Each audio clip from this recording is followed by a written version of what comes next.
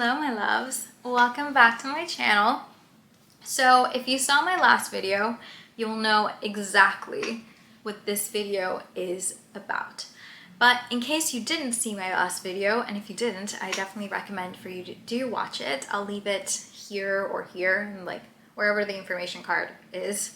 I'll leave it here and link down below as well.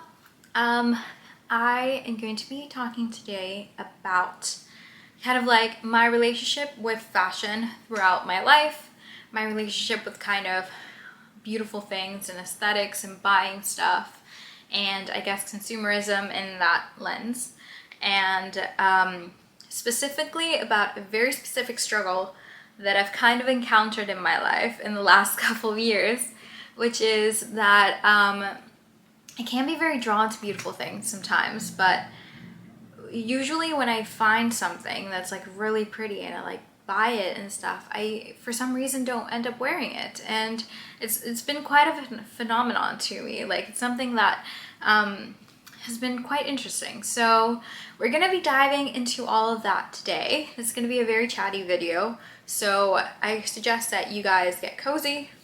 You can get a snack, you can get a drink. I will wait. You can pause the video if you want and continue. But yeah, let's get into it. So I think we should start with my kind of relationship with beauty and fashion and aesthetics throughout my life up until this point and how it has changed. So let's start at the very beginning. So even as a child, I was always very drawn to beautiful things. I've been someone that throughout my life, for one reason or another, I've always put a lot of value in aesthetics and like kind of the visual aspect of things. Like I like things to be pretty. I'm not just one of those people that just doesn't care. Like I'm one of those people that even as a child, I was very aware of what I looked like, how I was presented when I was, you know, going anywhere, to a party or to an event. I always wanted to feel and look put together, even when I didn't even pick my own clothes. And I always felt my best when I was fully put together. Like I know there's like some children that are like to like get naked and like run around and like be as comfortable as they can be. I was not one of them. I was definitely like, I felt my best when I had the full thing on. Like I remember I used to have like purses and then like I would fill them with like my toy phone and my toy beeper, and that can really show my age, just the fact that I had a beeper that was a toy. Like I had like a little toy beeper, and like if you press like the different you know, like things in it, it would like end up having like animal noises. Like I don't know, it was weird. But I had a beeper, and I had a big like a big ass phone as well.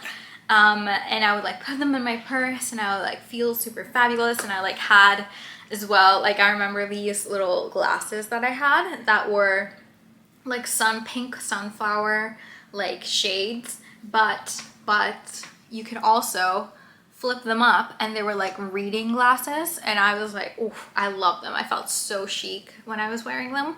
So even as a child, I had a very distinct fashion sense. I loved aesthetics. I didn't like anything that was ugly. Like even in like TV shows, there was like certain TV shows that I didn't really like just because I felt like they were really ugly. Like my brother, I have an older brother, and he used to like Ed and Eddie, and like we would sometimes watch like what's Courage, like the dog, you know, like, which is like quite a creepy show. And yeah, there was like a couple ones. I remember specifically Ed and Eddie, it was like just so ugly, but I loved like Strawberry Shortcake, and I loved Hello Kitty and like all those types of ones. And I also as I got a little bit older, I was really into like certain animes and stuff like that. It was just like one anime that I really liked that was called Meow Meow Power, I think it was called, where all the girls were like beautiful and like their transformations were amazing. I loved it. So I've always been very into aesthetics.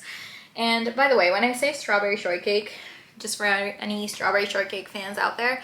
I mean the early 2000s strawberry shortcake, like the 2003 one. And I also had some stuff that was vintage strawberry shortcake, like the first one from the 80s from my mom.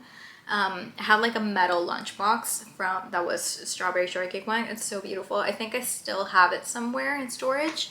But yeah, always very important to me. Like, I would love going back to school, and I had a school uniform, so I never really got the experience of kind of having like new school clothes, but I would always pick a new backpack and a new lunchbox and like all these things, and it was like, super important to me always. And then I think kind of like my actual kind of like aesthetic preferences really developed when I was a tween. So when I was around the age of like, I would say like from 11 to 13, which, you know, tween years, I really got like all of this like love that I had for aesthetics and stuff like that really just was like sorry, like on steroids. And I remember back in the day, the internet was still not fully what it was when I was a teenager, or like what it is now, definitely by any means. And I used to have like, I used to collect fashion magazines. So I used to have, mostly it was like Teen Vogues at the time. But I used to have them, and I used to really enjoy kind of cutting, like once I've read them, of course, cutting out like the different images that I really loved from them and kind of collecting them and like putting them in different places. And also something that happened around this period of my life was that since I was kind of growing up and I was about to become an adolescent and all these things, my parents said like, how about we completely redo your room, since you're not a child anymore, you know, you don't really want to have like the same childish things.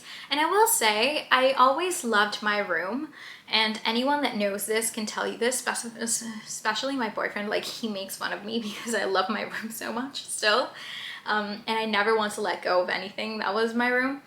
And my bed, I always had the same bed. It was, I'll like insert pictures of it if I can here, but it was just beautiful. It's like metal and like gold, and like had like all these things and stuff like that. And it was actually my mother's, and that bed had the side table, which I still have today, and I still use it right now. I'm literally looking at it right now. And it also had the crib. So it was like all the same kind of set, and it was all my mother's, so it was like vintage and it's really good quality and all these things. It was like pure metal and everything. And I will say, even when I was a child, my room was actually very beautiful.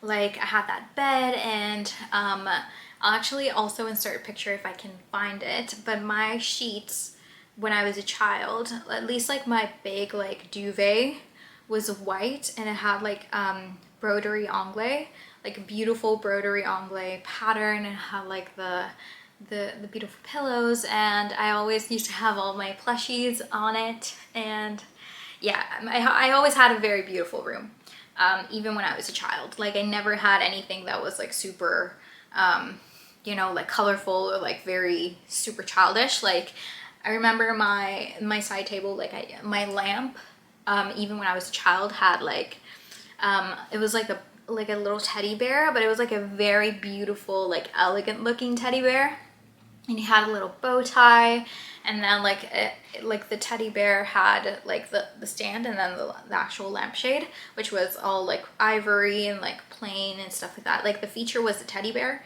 And even like my bathroom like stuff, like I don't know what it's called, but like, you know, like your bathroom set, like the pump for washing your hands, and like the little thing for your toothbrush and all that. I also had like a set that was like porcelain teddy bears, and it was like really pretty and all these things. I always loved my room. And when I was a tween, I had got to a point where I was like, okay, let's completely redo it, because again, you're not a child anymore. You're becoming a woman now, and the teddy bears even though they're beautiful, they have to go. So I completely redid my room, except for like my bed and my side table, like that all stayed. But I had everything else, like I had like a custom made desk that was like made just for me, and it was all made of mirror. I'll like insert a picture again if I have it. And above that, like it was against a wall that I had, and above it I had this big cork, and it also had like a magnetic side, which I completely filled throughout the years. And I would kind of change it up depending on like different seasons or like different years. Like I would sometimes do it more regularly than others. Like I might do it like once every couple months. Sometimes I would do it like once a year. It depended. But I always had that cork, and I would always take like my different little cutouts from magazines, and I would just put them there, and I would create like a beautiful collage. And it wasn't just a collage of like random stuff. Like no, it always had a very specific theme. It always had stuff that I love and stuff that was like very special to me. So like when I was like growing up, like the little bit of I had like stuff from like souvenirs.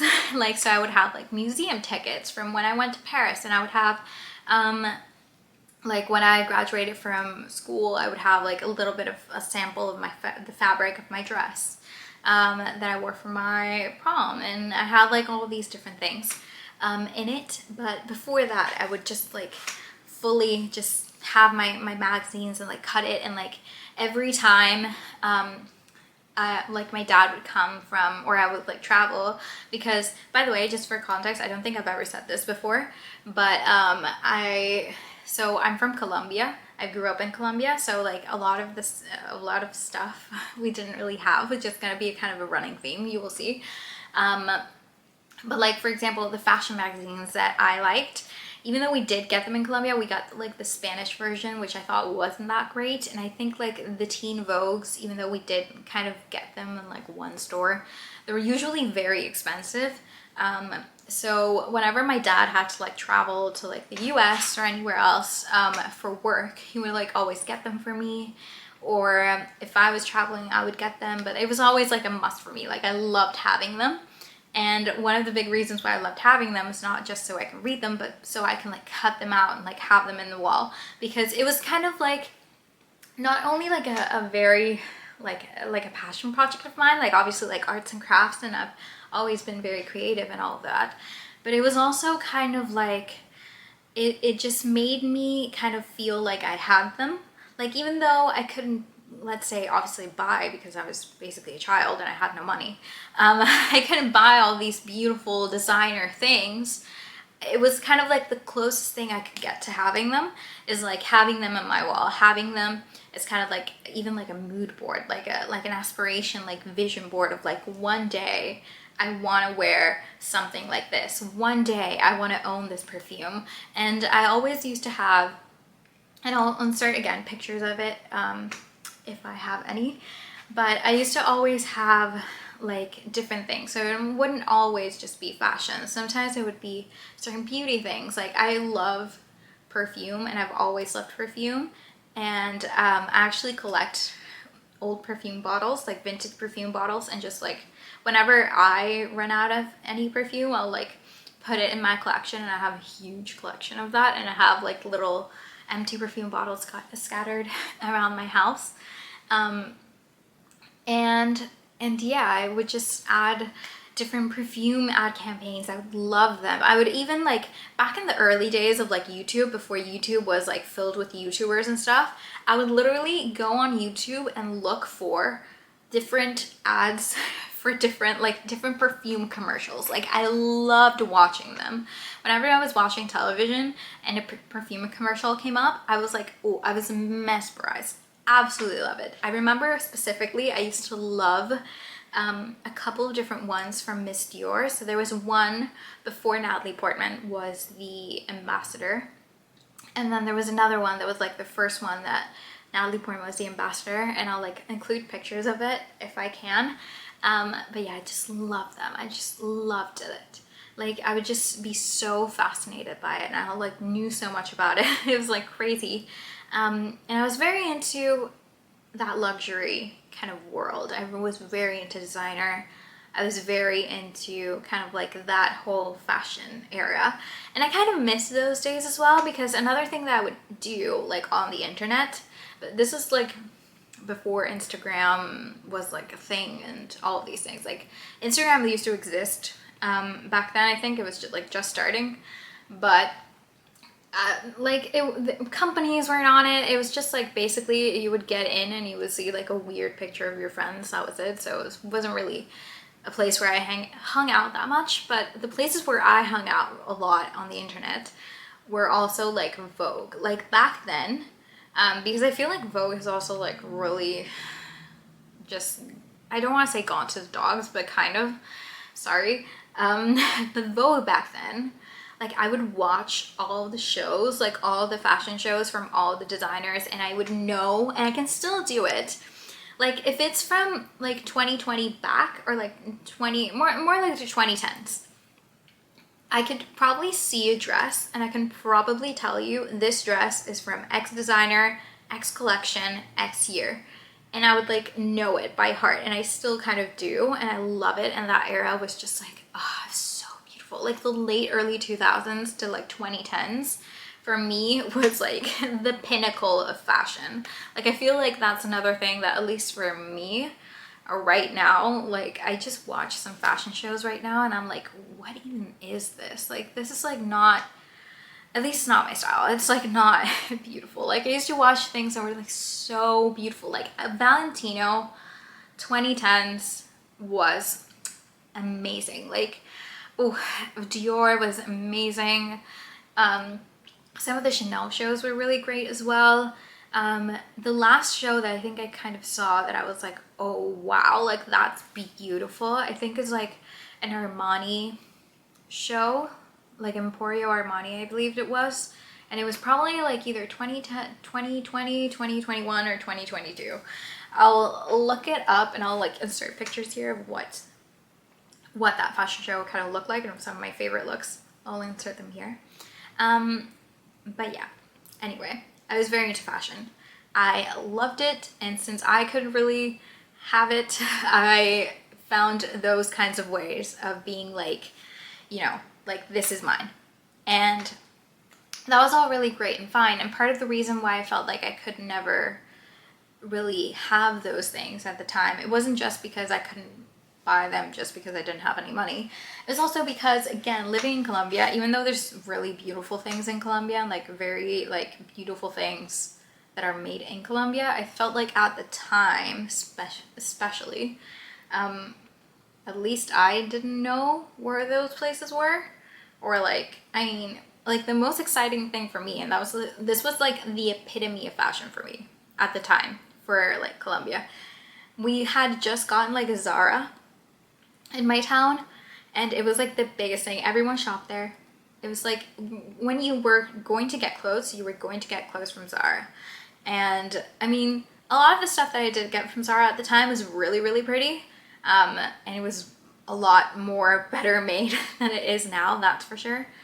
But yeah, it was still like not quite the same. Like I had stuff that I really loved, but nothing was like fully perfect. Like I remember for years, like even when I was like through high school, through my adolescence, into university, like I used to always just like sit in my room and fantasize about like living, like I would move to London and I would have my own apartment, and like I would fantasize about like how I would decorate it, and I had like these mood boards about it, like how I would decorate my apartment. It would be like small and cozy, and every little detail I would like have. And the same thing with my closet. I mean, back then I used to think I was gonna own, like I was gonna be like literally a shopaholic, like I was gonna own everything like all the time, and I wanted to work in fashion, obviously. When I was in high school, up till the day like I literally graduated, my dream was to go study fashion in Central St. Martin's in London. That was what I wanted to do. I ended up studying business and staying in Colombia, but that was my dream. I was like so into fashion. Like I even did a course that was a Parsons and Teen Vogue course that was called like Fashion Industry Essentials, and you would like get all of these different teachers. Some of them were like designers. I remember one of them was Marc Jacobs, and we would go like through all of the different phases of the fashion industry. So you would see everything from design to like textiles and fabrics to, I don't know, like branding to like logistics. It was like everything. And again, I loved it. Like I saw my life when I thought of my life, I knew that I was gonna work in fashion. In some way, I was gonna work in fashion. I wanted to work in Vogue. I wanted to work as kind of like a fashion journalist and kind of be invited to all the shows and kind of go and like have all these beautiful things. And that was kind of like my dream when I was in high school. It was like what I wanted most in the world. And again, I kind of really reflected that on all of these different spaces, since I couldn't really have the real thing in real life. And another one of these spaces, and I'll like wrap this up because I know I'm like rambling a bit and like the story is getting really, really long. But as you can see, I'm very passionate about this stuff. Like I really, really love all of this. And I think of this period of my life with so much fondness, and it's really made me who I am. Like for people who know me as well, like you'll know like how much of this is still like me. But anyway, the last bit of kind of, let's say, expression for me with fashion and stuff like that, that it still is kind of to this day, was Tumblr. I loved, and I still love, and I actually, fun fact, still use Tumblr, even though most people don't. I still love it. I still have my blog, and also, super fun fact, my YouTube channel is called Seafoam Whispers because my Tumblr blog is called Seafoam Whispers. And I kind of, when I created my YouTube channel, since it's something that I wanted to do for so long, and I knew one of the main things I wanted to do was kind of talk about fashion, and kind of like, I kind of even thought of it as being kind of like an extension of my blog. I thought it would be fitting to name it the same. So just in case you guys were wondering where that name came from, is my Tumblr. My Tumblr blog is called that, so yeah. And I've been using Tumblr probably since like 2010 or 2011. Like if you go to my blog and you go to the archives, you can like scroll back probably till then. And I think I've posted at least one thing for every month until then. Like since, not until then, since then. I'm a very big Tumblr user. And my Tumblr, I will like insert pictures of it if I can, of like kind of like my archives of like the aesthetic of it. Obviously it's changed a little bit throughout the years. Like if you go like way back, it will obviously be a bit more 2010s inspired, but still kind of, I still had a very defined style. And I feel like I've always had, and again, my friends and family can tell you this, I've always had a very particular style. I'm someone that is impossible to shop for in the sense of like fashion and stuff like that. Like I always, like, if you know me, please don't buy me anything that's fashion, because like I will probably not like it if I don't choose it myself. I'm very particular. Like I'm not just one of those people that like you can buy whatever and like in that kind of realm of stuff they like and like they will probably like it. Like no, I'm very particular with what I like, and I've always kind of been that way. And you will see that on my Tumblr. Like the aesthetic has pretty much since I've been a teenager, like since I was like 13, maybe even like 12, it's always been kind of the same. It has had a couple of different variations. Like again, when I was like a bit more of a tween, it was like a little bit more like, it's obviously been a bit more grown up now, and it was very influenced by 2010s and stuff like that. But when I was like 16, I went through a bit of a goth era, like, you know, like the Tumblr in 2013, 2014, like it was like, ooh, like the Tumblr girl that was like a bit more goth and like Arctic Monkeys in 1975 and like our American Apparel and like that whole vibe I was into for a while, but that was kind of like a phase I went through. But again, you will see kind of like my aesthetic throughout the years. I have a very defined aesthetic. You will see it as well on my YouTube channel. You will see it through everything. You will even see it on my Instagram, even though I don't really use it that much. I probably should, but I'm really bad at it. Even though I do digital marketing, so that's kind of ironic, but yeah, you will see what I mean. And you will probably see what I mean as well through all of this chats and all of the images that I've shown you of different things and like my room and all of those things. My aesthetic, if I can probably describe it to you guys, and like my preferences for fashion are, I'm very girly. I like pastels, specifically like tones of pink and white and beige, and like browns and stuff like that. I like things that are very elegant and like, but at the same time I like things that are very much like out of a fairy tale. Like I love the fairy princess kind of look. Like I love things to be ethereal. I love things to have like a certain like je ne sais quoi to them. Like I don't like things that much that are elegant but that are very, very, very simple. I like things that have detail. I like things that are like lace and like have embroidery and that have moldings and stuff like that. Like I love old vintage, well not vintage, well I love vintage things, and like part of my room was very much like vintage. Like most of my stuff that I got like for my room, when I was mentioning that I had like that big renovation, I had like some new things, like my desk that was like custom made, but I had like the handles be a particular type of handle that I got from Anthropologie. I had like these, like a vintage, this also that I got from Anthropologie and I still have it. It's so beautiful. It's kind of like a vintage key that was like a hanger, but it's like a vintage key and it looks kind of like worn in even though it's new. I had like a teacup that was also kind of like a hanger. Like I had all of these things, and I had a couple of things that were like from my mom and from my family, like heirlooms and stuff like that. And then I also had a lot of stuff that I bought from antique stores in Colombia and throughout other places as well. So whenever I would travel, I would also, if I found something that I really liked, like even just like a souvenir, like I had like a Venus, like a Birth of Venus kind of little statue, and I would have like all of these little trinkets and stuff from different things and from my travels, and even from stuff that my friends and like gave me. Like sometimes my friends would travel and bring me back stuff, and I would also kind of have that displayed in my room somewhere. So I always really loved those things. I would again insert some pictures so you guys can see what I mean. But yeah, I loved everything to do with that. And I even have, which I still have it today, I'm kind of really sad about it. It always makes me really sad, but I had my lamp, like my lamp after the teddy bear lamp.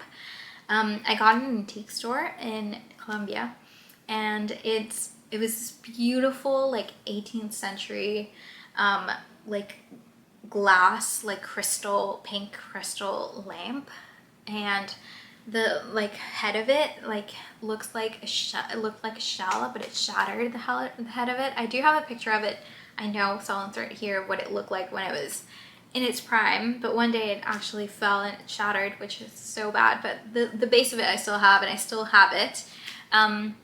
It's not that functional, just because since it's so old, it's kind of impossible getting light bulbs for it anymore. But I still have it just as a bit of a display piece.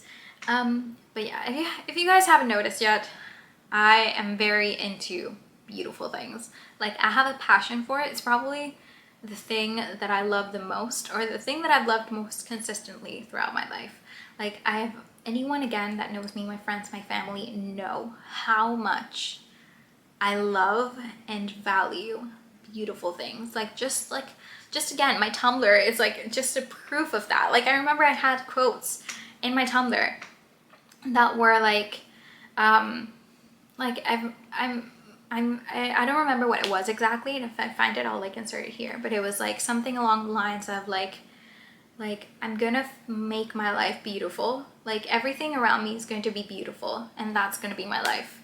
And that's literally what I feel like. That really speaks to my heart. Like I just love, again, just beautiful things. I don't know if you've noticed, but I do. I have like this fixation with everything that's beautiful, and I don't really know specifically where it came from. I think it kind of comes from my family a bit. But yeah, I just love everything like that. I love heirlooms. I love vintage things. Like I'll just show you something, like just because my bedside table is like next to me. I'll just show you two things that I have on my bedside table. These both of my grandmother gave them to me, and it's this little mirror. So look at that. It's a little vintage mirror. It's from Limoges. So it's like porcelain, and it has like these little like vintage, like it looks like Marie Antoinette and Louis XVI, but I'm not sure if it's them. And then I also have a little matching, this is like a little perfume, like travel thing. So basically it's a little spray, and you can like put in your favorite perfume in, so you can just have it in your bag and just spray perfume whenever you want it. And it's kind of like a matching set. And I actually do use this mirror, but it's very delicate, but I love it. Like look at this. Like tell me this not like this is what I mean by like trinkets and stuff like that. Like I love this kind of stuff. Like I love it. You have no idea. Like I don't like to have normal stuff for anything. Like anything that I have, even the smallest thing, has to be beautiful. Like I always say, why would I have a plain old mirror when I can have that type of mirror, when I can have a beautiful mirror? Like, you know, like everything, like people make fun of me for this. Well, not people, but like my friends and family sometimes make fun of me for this, because I will just be so excited showing them stuff that I have. Like not in like a flex kind of way, but it's just because I genuinely get excited. I'm like, look at this. Isn't this the most beautiful thing you've ever seen? And they're like, I guess. But yeah, so that's what I kind of mean. There's like so many other things I want to show you guys, and I've showed you quite a lot, and I still haven't even gotten to the point of this video, and I still haven't even finished the story, and I'm 30 minutes in. So let me just wrap this up. Try and wrap this up as quickly as I can. So anyway, last thing to say about my adolescent years, and just like a shout out because this makes me very sad. I loved fashion so much, and I love aesthetics so much, that Tumblr was not even enough for me. I also used a lot in my teenage years until it sadly got, it kind of, I don't know how that's called, but it doesn't exist anymore. But there was a website that was called Polyvore, that if any of you guys know, please leave a comment down below. Or if any of you guys use Tumblr as well and still use it, leave a comment down below, because you guys are my people. But Polyvore used to be a website where you would be able to kind of shop for things like clothes and stuff like that. But it was also like you could create like mood boards and like vision boards in it. And if I can find any, I think I might have like a couple like somewhere buried in my Tumblr. I'll like insert a picture here. I'll insert one from the internet, what Polyvore was like. But it's basically, you can do the same thing right now with Canva. But I felt like Polyvore was easier because you had like the image, like you had like the square that you could like put the stuff in, and then there was like the shopping thing. I never really shopped anything on there, but like you can like search for like I don't know, like under dresses, you can like search like Valentino, and they'll like show you like a picture of the dress, and you can like create all these mood boards and stuff like that. You can like look for all kinds of things. And there was a point in my life where I would probably use Polyvore like every day. Like I would like again be fantasizing, and I would think, okay, so if I was living my perfect beautiful life right now, like my dream life, what would I wear? I would like make up a scenario. Like for example, if I was like going to the movies with my friends that day, and this is gonna sound really loser. I don't think I've ever told anyone this, but like if I was gonna go out and see a movie with my friends, I would imagine like, okay, what would I wear if I was like, if I could wear anything, like anything, like I've had the whole world of possibilities. And before kind of going out and like picking my own outfit from my own wardrobe, I would go on Polyvore and I would make up like my perfect outfit, and I would like put like all types of things in there, and I would even put like the makeup and like the fragrance, and I would even like put a picture of like someone on there to like make it like tie it all up and like a bow with like some of my fashion icons at the time. So like I loved like Twiggy, and I loved Audrey Hepburn, and like someone that's like my age that I really love her style, and she's still like a fashion icon to me, is Elle Fanning. I've always loved the way she dresses, and I would put like a picture of Elle Fanning wearing something similar or something like that. It's just like, as you can tell, it brings me so much joy. I feel like if Polyvore was still around today, I would probably still do those, because again, it's just so fun. It was just so fun. That was kind of like what I was doing in my teenage years in my free time. Well, when I wasn't like obviously like with my friends or like doing some type of extracurricular activity or whatever it may be. When I was like on the internet, that was what I was doing. I was either on Polyvore or I was on Tumblr, mostly on Tumblr. I use Tumblr so much, and this is the last thing I'll say, I swear, that if you guys use Tumblr and you know, there's like only a certain amount of posts you can do a day. It's still like quite big. I don't know what the number is, but it has to be like 100 or something like that. And of stuff like you can reblog. And I used to always like stop using Tumblr every day the moment I hit that mark. Like I would spend hours on it. Like it was just crazy. Like it was just crazy, man. Like, and now like most of the people I used to follow don't post anymore. So like Tumblr is not that great of a place anymore, but I still use it and I still really love it. I still find inspiration in it and stuff like that. So anyway, so yeah, so that's a little bit of background on me, my relationship with aesthetics when I was kind of in my teenage years and throughout university and all of those things. And now to bring it up to like a bit more present moment. So fast forward to more like recently. So now that I'm an adult, I work, I have my own money, I don't live in Colombia anymore, and my style has changed a bit and I have freedom to actually buy stuff. I kind of came to a conundrum. So there was like a period, mostly when I was like in university, where I kind of would, so my parents would give me money for like lunches and like parking and stuff like that when I went to university, and like going out and stuff, whenever I could, I would like save some of that money and I would just buy stuff. Like I would just buy like one top from Zara or from Bershka or Stradivarius or like one of the places back home, or a bathing suit or whatever it may be, something that I wanted, and I would save up for that item and I would buy it. And that would be something that I was only able to do like, I don't know, like I would buy something like, I don't know how frequently it was, but it wasn't that frequent because I had to like, again, like save up for it. And sometimes things would come up and I like, you know, I'd have to take some money out of that. So like, it wasn't always that straightforward, but I would buy stuff and like, it was fine. But again, it wasn't like my ideal stuff. It was like kind of knockoffs of stuff that I wanted that were like Zara versions or like dupes or whatever it may be. But I wasn't fully satisfied with it. I liked it and I liked it at the time and it kind of served a purpose and all that type of stuff, but I was still like not fully there. Fast forward to, I again get a job. I start earning my own money. I move to a first world country that has a lot more shopping options. And my relationship with fashion through my university years kind of started to change. So one of the things that kind of happened is I started reading a bit more. I think there was like a bit more information. And this is also the time where kind of sustainability and minimalism kind of became a bit more pervasive. There was a lot more information out there. There was a lot more people on the internet talking about different things. It wasn't just like fully just hauls and stuff. It was like people were trying to be a bit more mindful. And I remember particularly there was this one Forbes like article that I read once that I still quote to this day, that kind of started my disenchantment a bit with luxury fashion. And that article was all about how much it actually took, like how much money it actually cost to produce a Birkin bag. So for those of you guys that don't know, the Birkin bag is a bag from Hermes, and it's the most expensive bag in the world.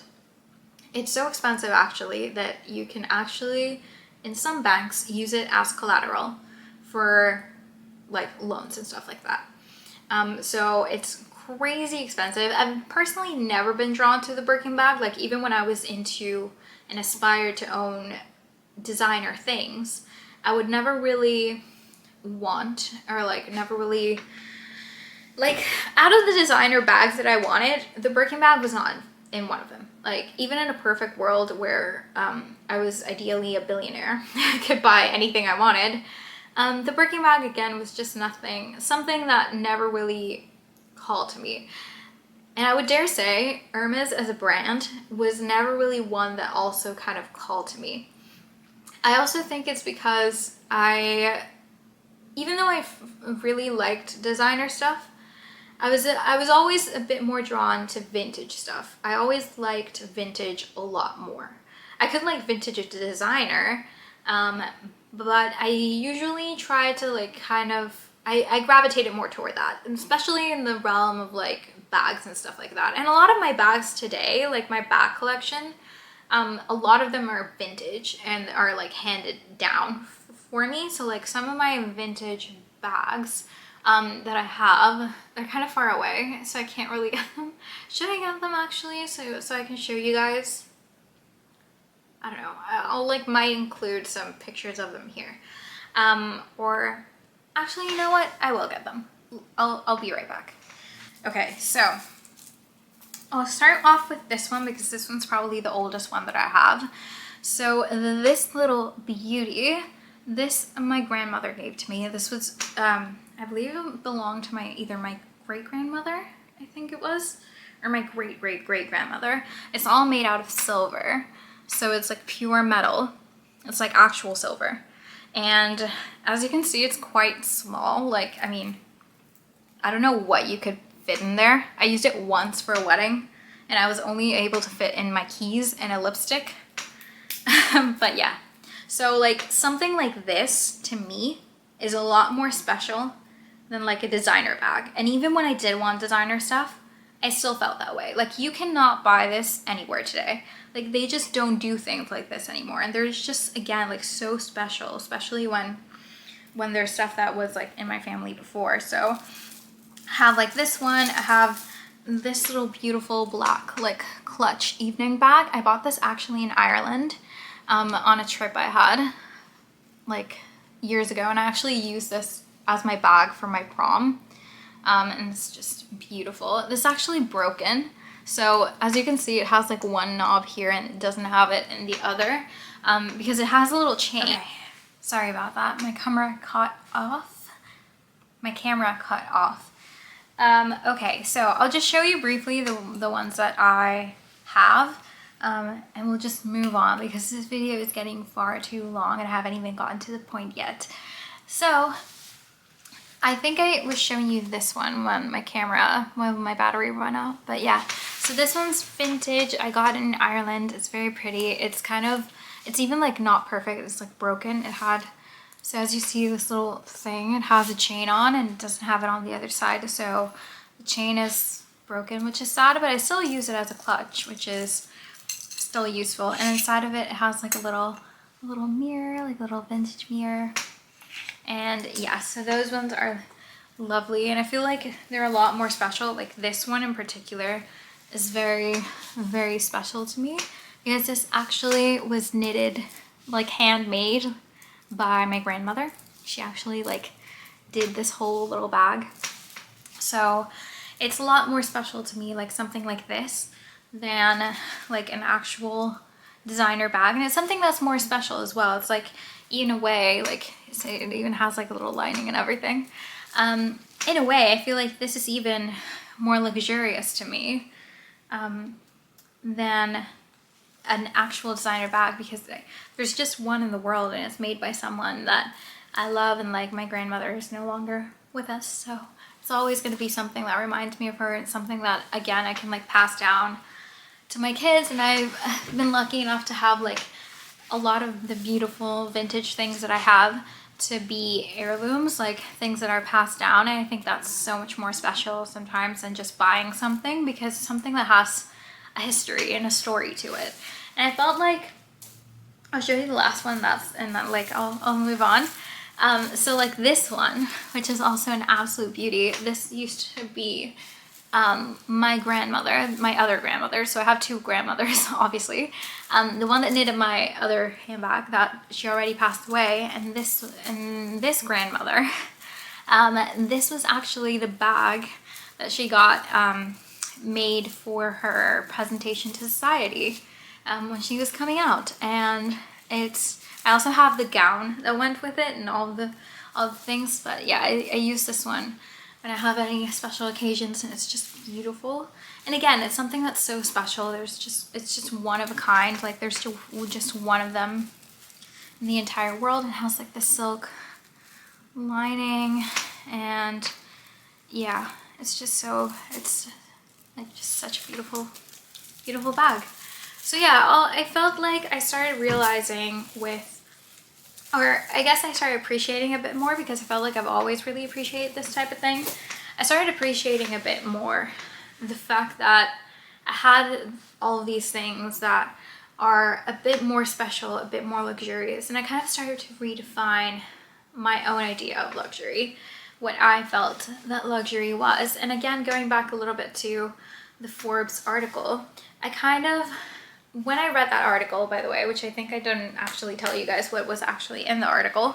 So in the article, it basically said that to make a Birkin bag, if I remember correctly, I think everything, including like materials, like actual like handiwork, all of that type of stuff, like the actual craft of it, and the materials and all of that, it would take like about $800 to do.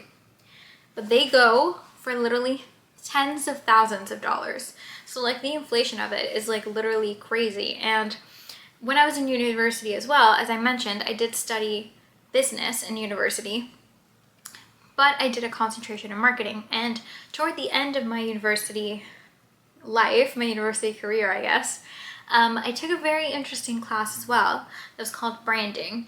And we went over, obviously, branding, and we also kind of dipped our toe a little bit into like kind of branding and psychology and kind of like consumer habits and stuff like that. And I remember that specific semester I had a lot of really cool classes. Like I remember I also had another one that was called consumption culture, I think it was. So when I kind of was exposed to all of these concepts, and again, the world and kind of the media and internet and everything, it was all kind of changing. And it was becoming a bit more to deal with kind of like sustainability and being a bit more conscious and stuff like that. And it kind of took an effect on me in the sense of my relationship with fashion started to change. I was not so fixated anymore, and I kind of also got a little bit bored. Like I didn't want to participate that actively in the fashion world. Either I kind of drifted a bit from like wanting to work in fashion to wanting to work in like film, actually. And I actually did work in film, fun fact, for a while. But yeah, so my relationship with fashion at that time definitely took a bit of a turn. And actually, I think during that time period as well, I kind of focused a bit more on beauty than I did on fashion. So a little bit more on makeup, on skincare. I was like, I still love the fashion side of it. And as I mentioned, I still use Tumblr, so I was still like kind of exposed to that. And I was still buying clothes and everything every once in a while, but my shift kind of changed a bit. And again, I was a bit more focused on beauty. Now, with this kind of fascination of mine with beauty came something very interesting, which was my desire. I don't know why. This kind of came out of nowhere. But back in like 2017 or 2018, I kind of decided randomly that I wanted to find the perfect makeup product for me for every category. So, and I kind of went on this like journey of like finding the perfect concealer, the perfect blush, the perfect highlighter, the perfect lip combo, the perfect, you know, whatever. And I kind of started trying different things, kind of playing around with makeup, playing around with kind of what looked good on me, what didn't, what kind of products I could skip, what I didn't want to skip, and stuff like that. And it's something that to this day, I still like, I did find my perfect concealer and everything like that, spoiler alert. And it's something that to this day, from 2018, I've still used the same concealer. Like obviously I've gotten like multiple tubes of it, but it's the same concealer. I have no desire to try a new one. And it saved me so much money and so much kind of like, I guess, mental space, because I was realizing that I was kind of stressing myself out sometimes with watching kind of like beauty content, all the beauty releases and stuff like that. And I feel like even like at that time, like 2016, 2017, 2018, the beauty space was just so saturated with like releases. There was like new releases, I think, like every single day. And it was just really crazy. And I kind of got a bit overwhelmed by it, even though I didn't have a huge makeup collection or anything by any stretch of the imagination. I still kind of felt a bit like turned off by it in a way. And so I decided to do that little project. And again, it was very successful. It's something that I still stick to this day. I barely ever buy new makeup unless something really, really catches my eye. But it's very, very, very rare. Like, I'm more inclined to do like a new lipstick or something like that. The only thing I have like multiples of really is like colored products. Like lipsticks, I have like multiple lipsticks. Not that many, but still like a couple. I also know like what colors work for me. I have like 2 blushes. I'll have like 2 eyeshadow palettes, and that's literally it. And after doing that, it kind of felt so good to like not spend so much money on beauty, but still be satisfied with what I have, and like still be obsessed with it and still want to use it even after so much time, and like having that kind of like, I feel like it's hard to describe, but kind of like that peace of like, I don't need anything else other than this. I felt so happy with that I decided with time that I wanted to do the same thing with my wardrobe. So fast forward a little bit later, past the pandemic, obviously, because the pandemic obviously wasn't a place where, it wasn't a time where I was necessarily shopping or anything. I moved from Colombia and I started making my own money. And I still had this idea in mind that I wanted to do the same thing that I did with my beauty collection and my skincare, for that matter, because I also did it with my skincare and body care and all those things. Body care I'm still kind of working on. There's still like some things that I am not fully sure of. By the way, if you want to see or you want to hear me talk about more about this, about like what was my process, what makeup products did I end up getting, same with skincare, all of that, I can definitely do those videos as well. Leave me a comment down below if you want to see that. But yeah, so I kind of was doing that with everything in my life, like all of my fashion, beauty, aesthetic type of areas. So again, I did it with makeup, I did it with skincare, I did it with body care. I was doing it with my bags, like my handbag collection, with my shoes, like I was trying to do it with everything. And I wanted to do it with my clothes as well. And so I came to a time where I could finally buy anything I wanted, well, almost anything I wanted. My interest in kind of luxury and like, let's say that side of fashion, with time has like really deflated to the point where when I first moved, I was kind of open to still buying designer things, but I would buy them secondhand.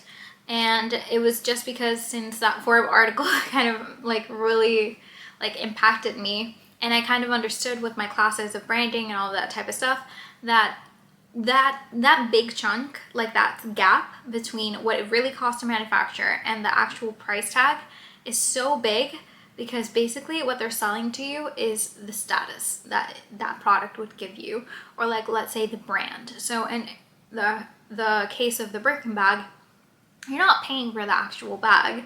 Sure, it's a beautiful bag, and it has beautiful materials and craftsmanship and all that type of stuff, whatever.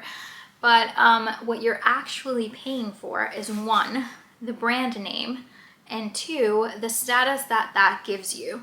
Since Hermes is a brand that's already positioned in the market to be a luxury brand, it's quite, out of all the luxury brands, I would say that one's the most luxury, in the sense that it's also very, very, very selective. Like, you can't just buy anything from Hermes. There's actually a process you have to go to, and they have to actually approve you for the bag. Like, it's not like you just go into a store and buy it. Like, no.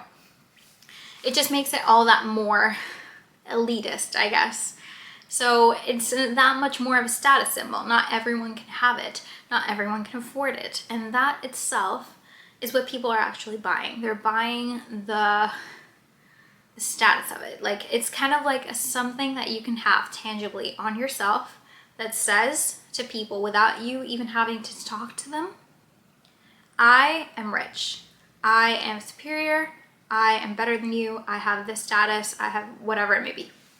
So yeah, I was kind of like, as time went on, I was like very much not interested in that. I felt like even, I think I had a little bit of that, of like that desire when I was younger maybe, but not even like truly. Like most of the stuff that I liked didn't even really even have like logos or anything. That's something that also really put me off fashion. With time, it's just like the amount of logos that there are on everything. Like even like, so I'll give you an example. I have a pair of shoes that are Valentino, and they're the Tango shoes, but they're the version from like the 2010s. And if I don't tell you that they're Valentino, you wouldn't know. Like they're a very classic shoe. They are not flashy in the least. They have no logo, no nothing. There's a new version of the Tango shoes, and I'll actually put 2 pictures of them here to kind of compare it. The new version of them now has a V in the buckle. So it does have a buckle that's literally the Valentino logo. So like if people see you wearing them, they can very easily spot with that big buckle that they are in fact Valentino. I don't like that.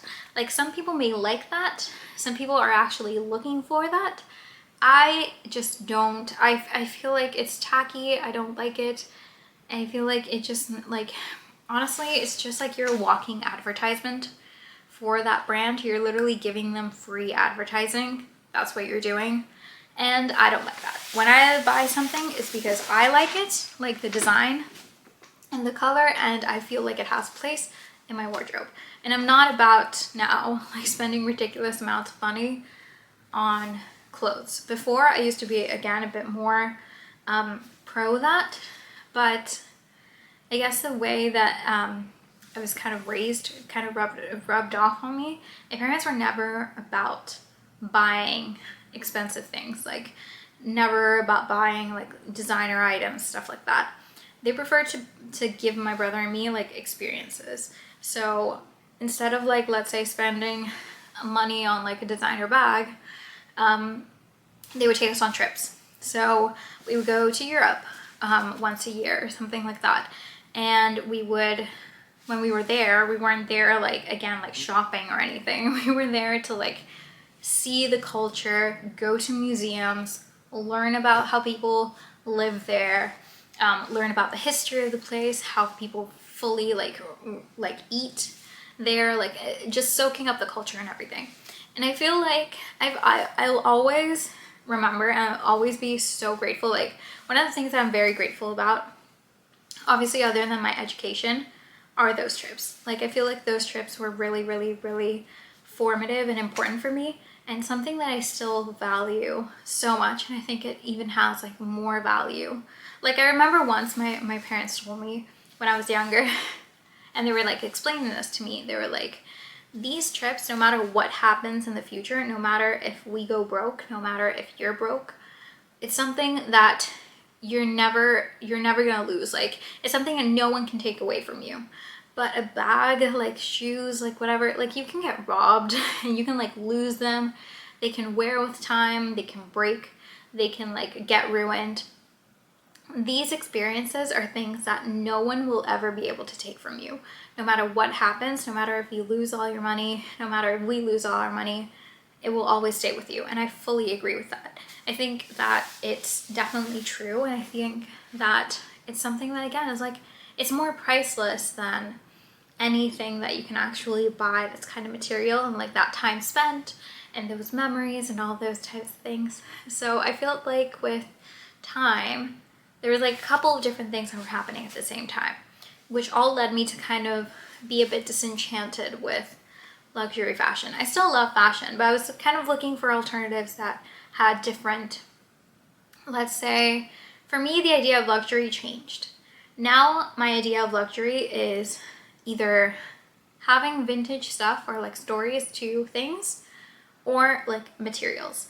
And something that I firmly believe that fashion brands do not want you to believe is you can buy stuff with the best materials for half the price at like so much better rates.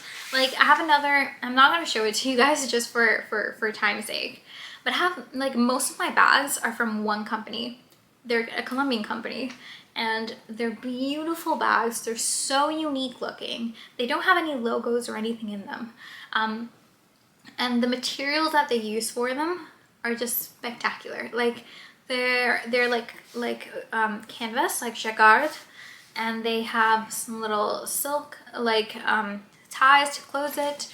The inside is all full leather, Colombian leather, and all the hardware is dipped in 14 karat gold. That is literally more, I think, more luxury or more luxurious in materials wise than a bag that you can buy at Chanel right now. Like Chanel used to have that metal that they would dip in gold years ago, but they don't even do that anymore. So like you're paying for a hefty price tag for what? Again, for the status symbol, which again is something that I'm personally not interested in. If you're interested in that, that's fine. I'm not trying to shame anyone or anything. Obviously everyone likes different things, but it's just my experience. So I buy these bags, and well, I haven't bought a new one in a while, but still, I have these bags and they're beautiful. They're so much more unique. They've worn really well. Like I've had some of them for years and they look perfect. They make me so happy. They really make an outfit. They're so much more special, I think, than just a basic like leather bag with like a logo stamped on it. And they like they didn't cost like not even what I think of a Michael Kors bag would cost, which I don't consider Michael Kors to be a designer anyway, but yeah, they're like very much not that expensive. I think they were like just a very just price for what they are, but not expensive, like not like anything crazy. And now when I try to buy stuff, I try to buy stuff like this.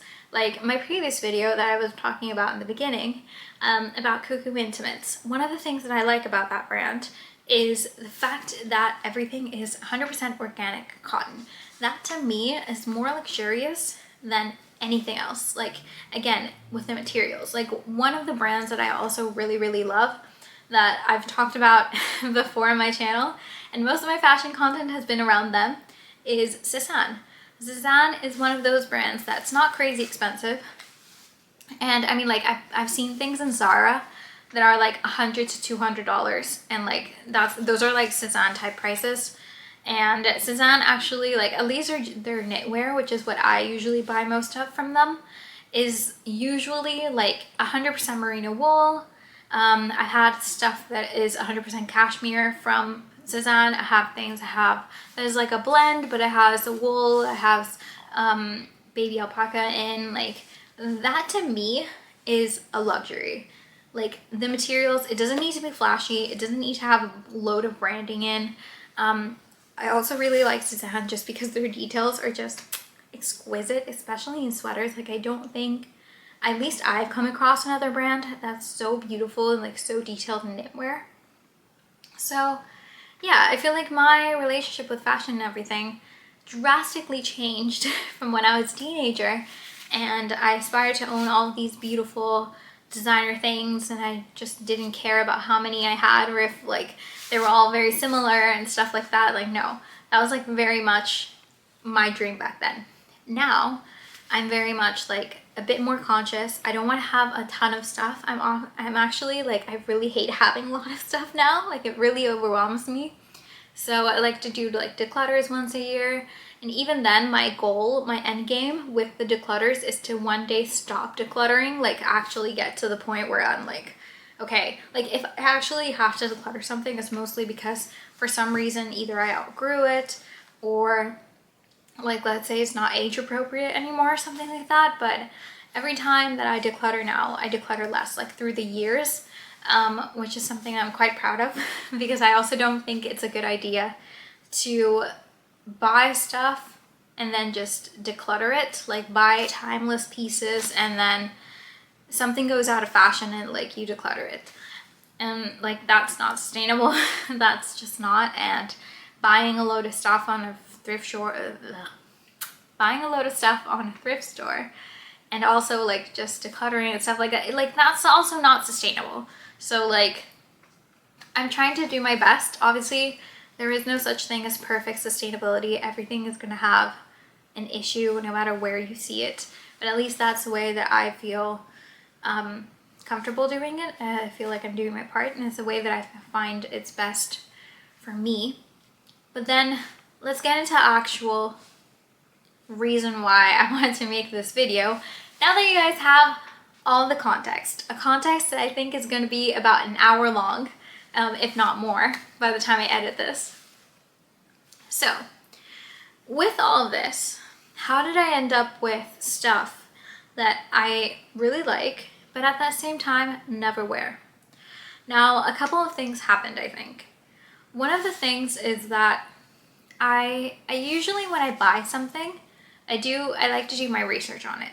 So I like to do my research on the brand. I like to kind of comparison shop to see if there's nothing better out there, since I am going to be spending money on something.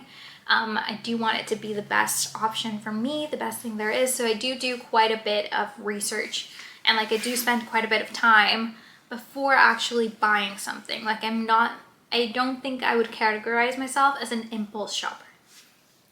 So with that being said, I do all my research, I buy something, then I find that it's beautiful, and sometimes, even though I've done that research and I've kind of asked myself some questions about it, like, does it have a place in my wardrobe? Am I gonna wear it? If it's like a piece where it's like not a dress, but like a top or a bottom, do I have something that goes with it in my wardrobe, or would I have to buy something that goes with it? Like, I have all these questions that I kind of ask myself, and sometimes still I'll have stuff that I don't use.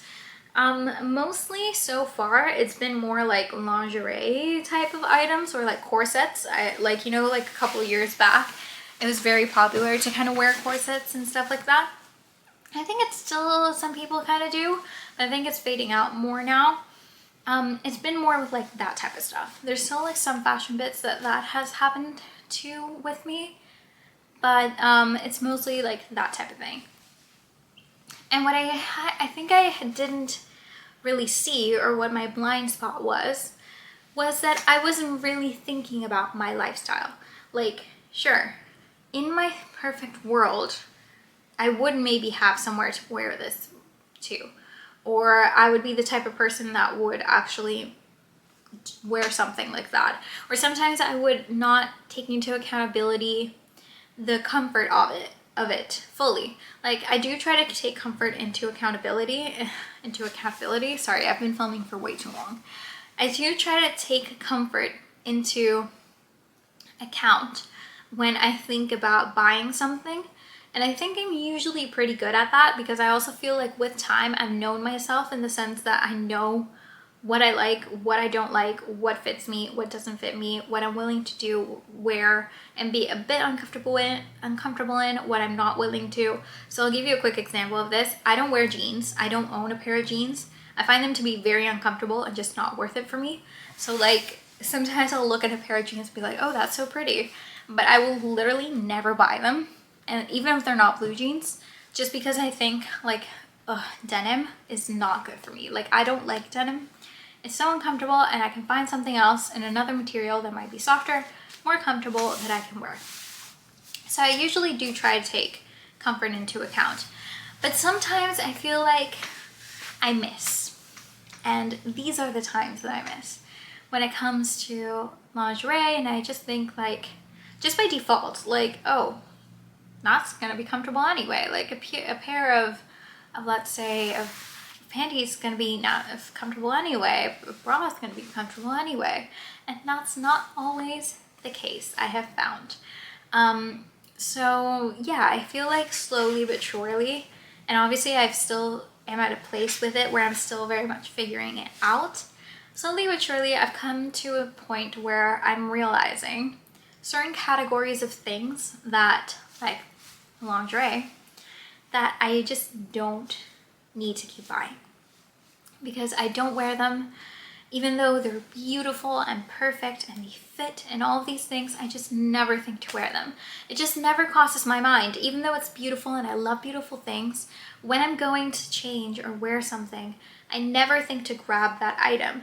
I just never do. I never reach for it. And it's nothing to do wrong with the actual item itself. It's just something with me that's like, I always kind of gravitate more toward comfort. And then that's how I've also been able to narrow down with time what comfort means to me. Because then I can say like, okay, if I'm not reaching so much for this type of garment, then maybe I shouldn't really be buying more of it. Like, I'll give you another quick example of what I mean. For me, I'm not a blouse person. I never wear blouses. I have a couple of blouses in my wardrobe that I will wear occasionally, like on a very like particular occasion where I think like a blouse is the way to go. But I only have like 2 or 3 in my entire wardrobe. And again, I barely ever use them. So a lot of the times I see blouses and I'm like, oh, that looks beautiful. I would love that. Look at the lace, look at the details, look at the color. It's like, it's spectacular. But I just don't buy them anymore. Because I've learned with time and by like kind of assessing my own behavior that I never reach for them. It's nothing to do with the blouse or like, let's say even with the blouse, not that it's uncomfortable to wear, they're not uncomfortable. It's just that for some reason I just never gravitate toward them. And that's fine. So instead of trying to force myself or being like, oh, if I find the perfect blouse, maybe I'll wear it. Or if I find this type of specific blouse, then I'll wear it.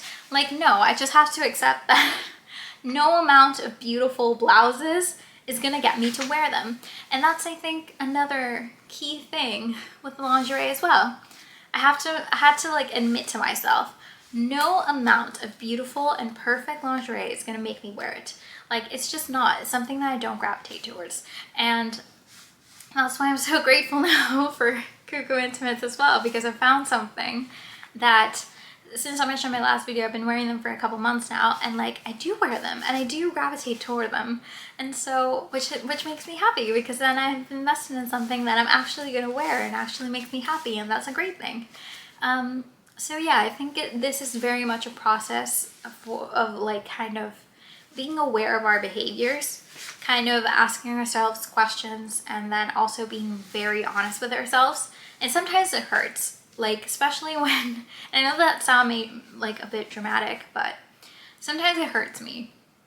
Because as a lover of beautiful things, it sometimes does actually like kind of like, you know, like I get this particular feeling when I don't actually buy something or get something or have this longing for something that I'm just never gonna have in my hands. I'm never gonna physically have it. And yeah, I've kind of learned to kind of cope with that as well, the same way I did when I was a teenager, which is by surrounding myself either virtually or through like art projects with beautiful things. So maybe it's not wise for me to spend my money on that beautiful blouse or that beautiful lingerie set, but then what's the next best thing I can do? Since I shouldn't really buy it and I'm not really gonna wear it anyway. The next best thing I can do is maybe I can save that image that I loved with that blouse to a Pinterest board, or I can have it on Tumblr, or I could, if it's like a physical thing, I can cut it out and like maybe do like a little mood board with it, or do a mood board with it on Canva, since Polyvore doesn't exist anymore, which is so sad. Rest in peace, Polyvore. So yeah, I can definitely do something like that. I feel like that has been a much more productive way for me to deal with this type of thing. It's definitely been better for my bank account, and definitely better for the environment as well, because yeah, fashion industry at the end of the day is one of the biggest polluters for our planet, and fast fashion, and I even think luxury, and just over consumerism are definitely not helping. So I know you can't change the world. I can't make it all go away like this, but I can control what I do. I can't control what other people do, but I can control what I do.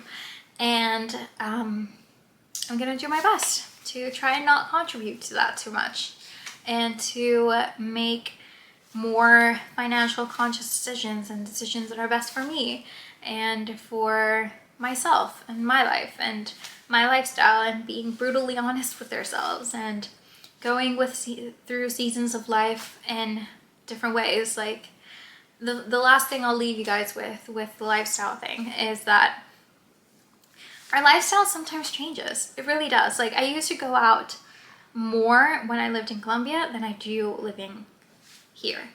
And again, it's because I work from home. Before, even when I went to university, I had to actually go out of my house to go to class. So I would have to dress up more. I would have to wear actual clothes more.